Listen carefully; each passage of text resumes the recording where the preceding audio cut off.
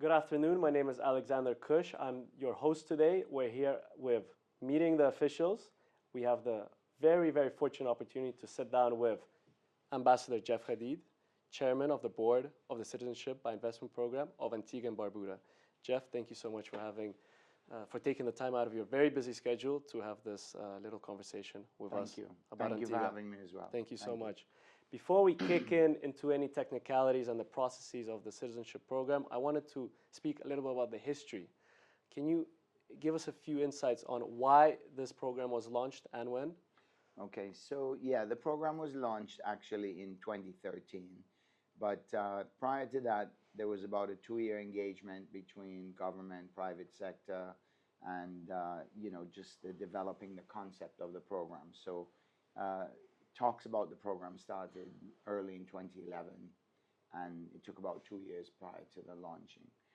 The whole rationale behind the program was, it was a brainwave, a brainstorming between government, private sector to stimulate the economy, how they can stimulate the economy, get more investment in the economy, and especially on the real estate side, especially on the development of resort properties, because tourism is our primary business. So the concept was to find a methodology, a new way of helping to raise funding and helping to gain new investment in projects and tourism development in Antigua. I know that when it comes to investment, there's multiple routes that an investor can take place. There's 3 main options. Yeah. Can you speak a little bit about the 3 different options and perhaps which option is best suited for a different type of investor? So we have 3 options. We actually have 4. The 2 of them are funds. One is the National Development Fund and one is the University of the West Indies Fund. We then have investment in real estate and or investment in business. So basically it really depends on the client and the client's rationale and what type of investment they want to make. Some people are, they just want it clean, simple, and they want to get the citizenship, so they want to fast in and out in the process, and they tend to go for the fund. Some people want to have some sort of a return or some more attachment to the country, so they will tend to go for real estate. The other people, the University of the West Indies, it's a good option as a fund for larger families because it speaks to families of 6 and or more. So it just depends really on the backdrop of the investor and what it is they're looking for. In recent times, there's been a change in the investment amounts. So the funds and the real estate are a little bit closer price. So there's a little bit more competition between which route that people want to take. And so we're seeing a little bit more attraction to real estate as opposed to the fund.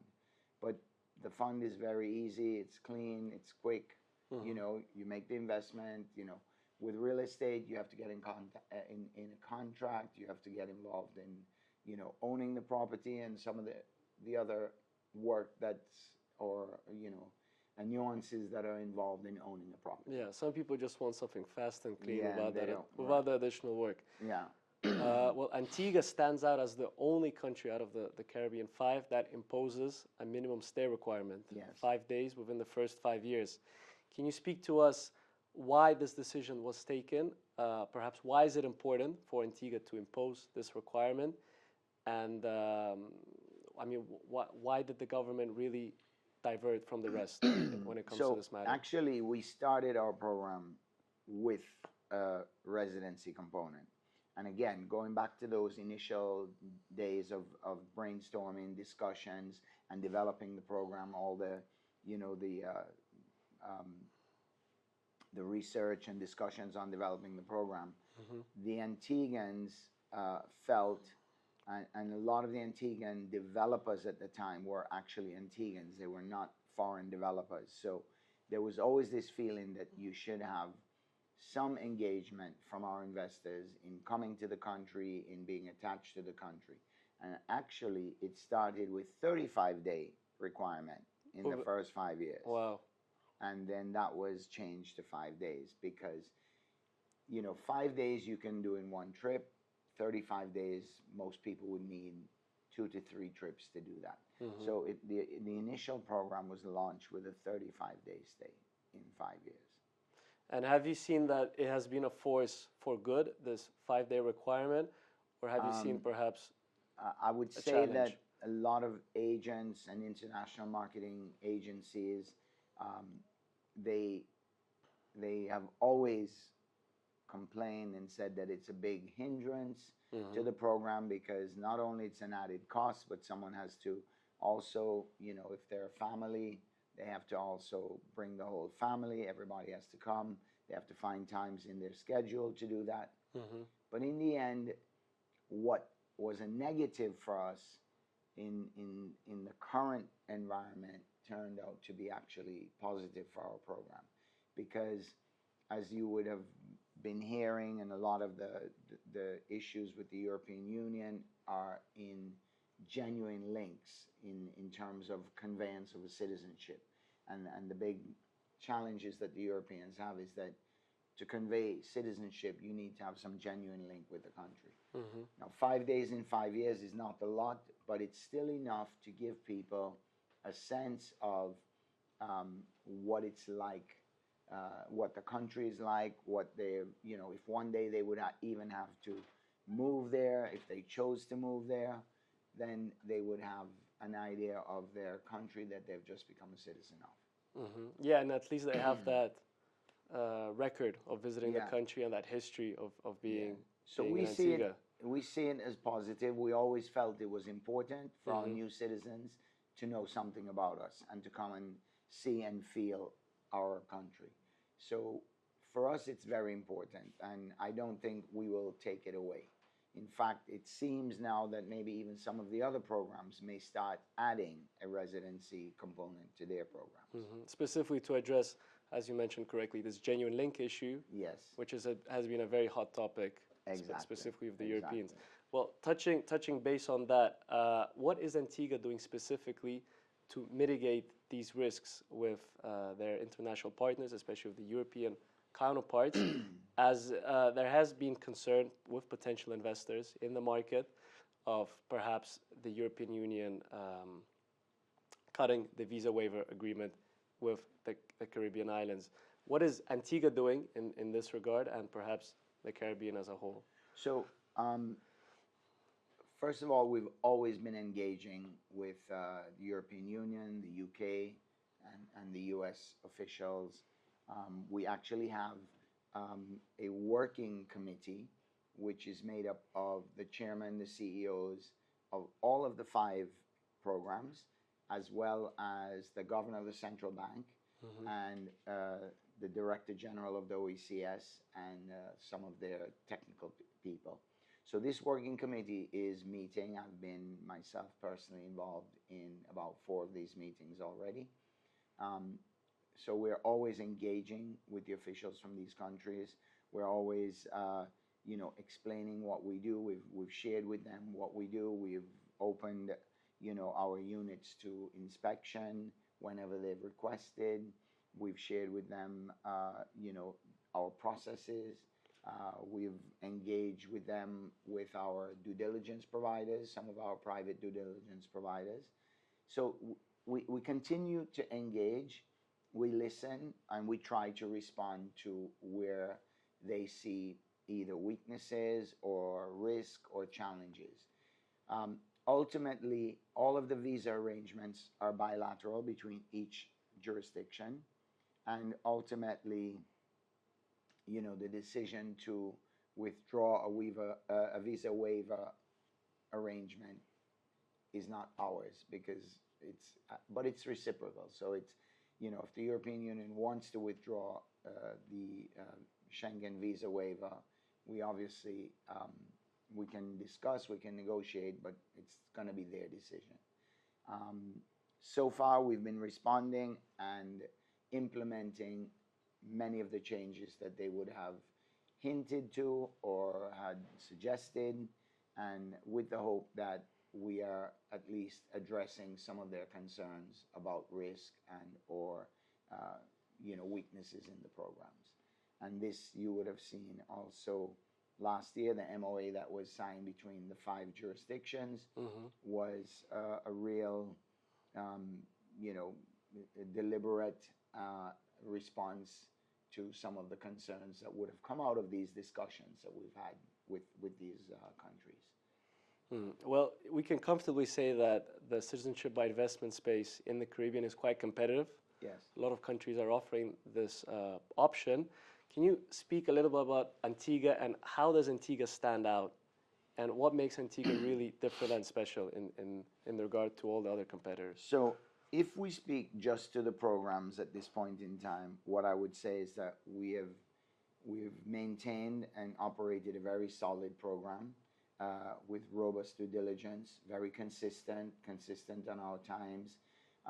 We may not be the fastest, but we try to stay consistent to the times that we have been working with. So, realistically, I would say it's 6 to 8 months, and we've been fairly consistent with that time frame.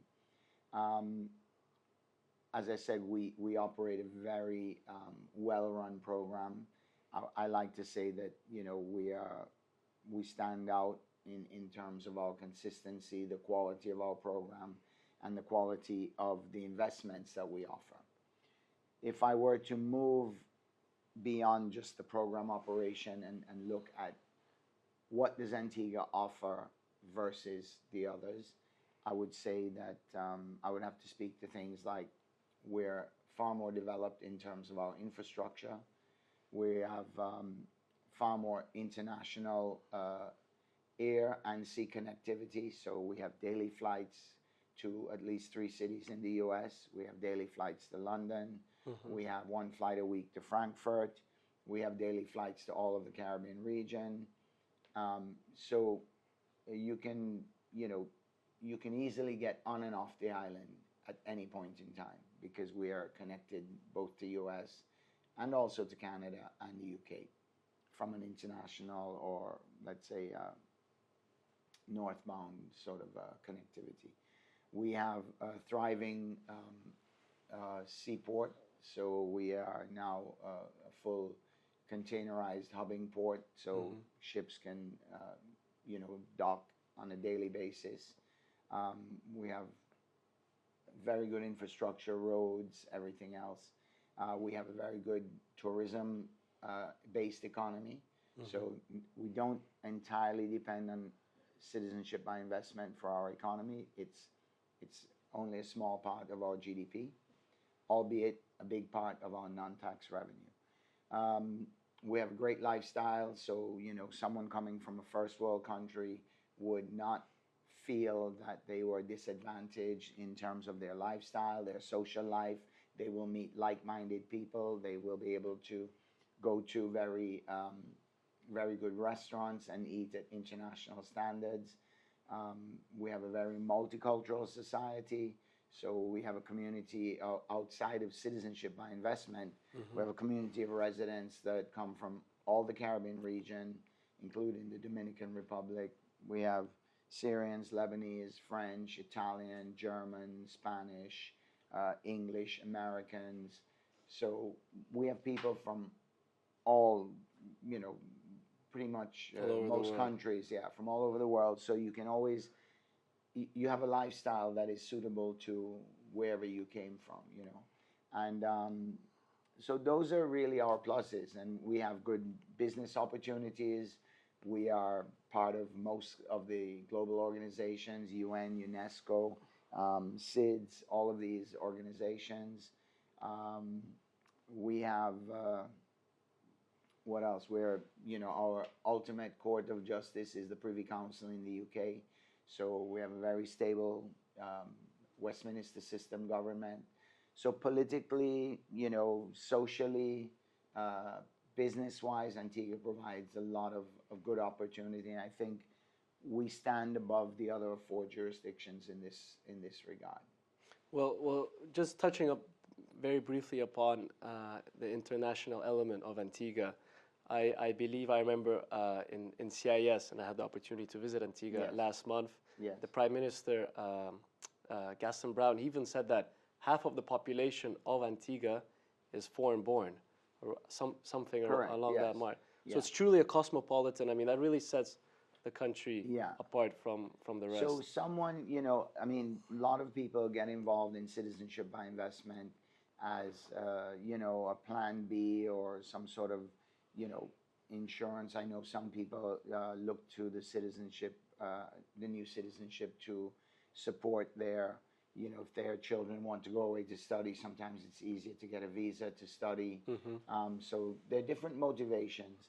But ultimately, if one day someone had to or chose to, you know, move to Antigua to reside, they would be comfortable that there was opportunity for them to work or create business, and there's opportunity, you know, for education. We have one of the only 2 IB accredited schools in the entire Caribbean. Oh, wow. So children up to IB a diploma can have an international education as well. And so, you know, it's convenient for someone who would have to or choose to go and live there.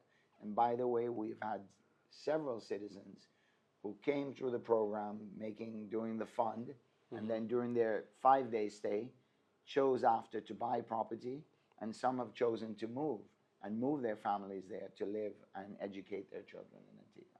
Yeah, I mean, I had the opportunity to visit Antigua for it was for around 9 days last month, and I mean, truly, I was blown away. I mean, to what you mentioned, yeah, I mean, it's a place you really have to come and see with your own eyes. The infrastructure, the hospitality, just the quality of development and the level of development is, I mean, it's truly special. It's a place you could live, and that's what it's all about. It's not citizenship by investment is specifically when it comes to Antigua, it's not merely about acquiring a citizenship per se, the document, but it's access to a lifestyle and a place you could truly call a second home. And as I say, we see the 5-day stay as very important because it gives these investors a chance to really feel, touch, see, experience the country that they've just become a citizen of. You know? Yeah, that's great. Yeah, well, Ambassador Jeff Hadeed, thank you so much for having this short conversation with us. My pleasure. And we look forward to having you soon. Thank you so much. Thank you. Thank you very much.